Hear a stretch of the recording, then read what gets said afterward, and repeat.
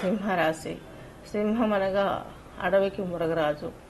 అలాగే ఈ రాశిలో పుట్టిన వాళ్ళు తామే అధికంగా సమాజంలో చెల్లుబాటు కావాలనే మనస్తత్వంతో ఉంటారు.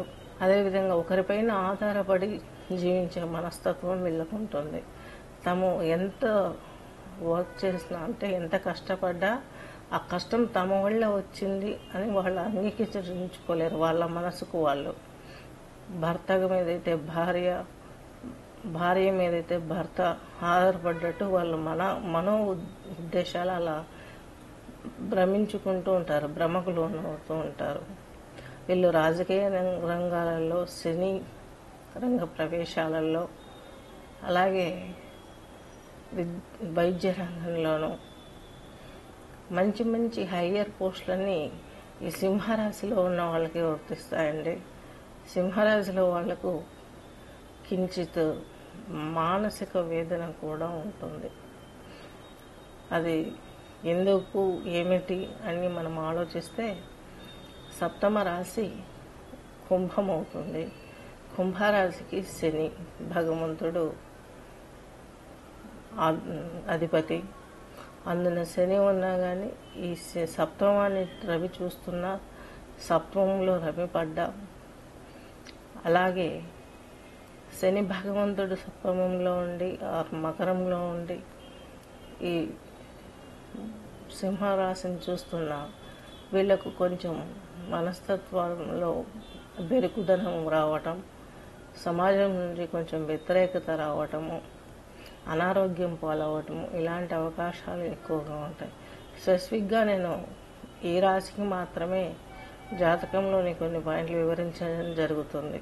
ఎందుకంటే ఈ రాశి ఎంతో ఉన్నతమైంది. అదేవిధంగా శని భగవంతుడు సప్తమ స్థానాధిపతి కాబట్టి అక్కడి నుంచి వచ్చే ఒడిదుడుకులు కూడా ఎక్కువగా ఉంటాయి కాబట్టి వివరించడం జరుగుతుంది. నెక్స్ట్ కన్యారాశి. కన్యారాశిలో జన్మించిన వారు నలుపు వర్ణంతోనూ ఎత్తుగానూ ఉంటారు, సన్నగానూ ఉంటారు.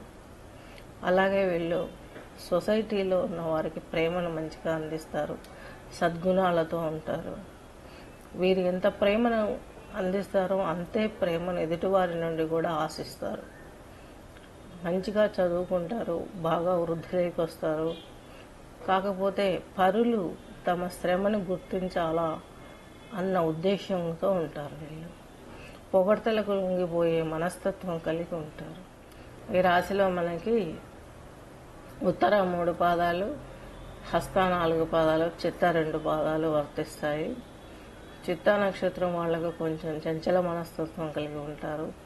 స్త్రీల విషయంలో కూడా కొంచెం దూకుడు మనస్తత్వం కలిగి ఉంటారని చెప్పుకోవాలి. అలాగే హస్త నక్షత్రం వాళ్ళు చాలా సౌమ్యులు, ప్రేమ స్వభావులు, దైవం అన్న భక్తితో ఉంటారు.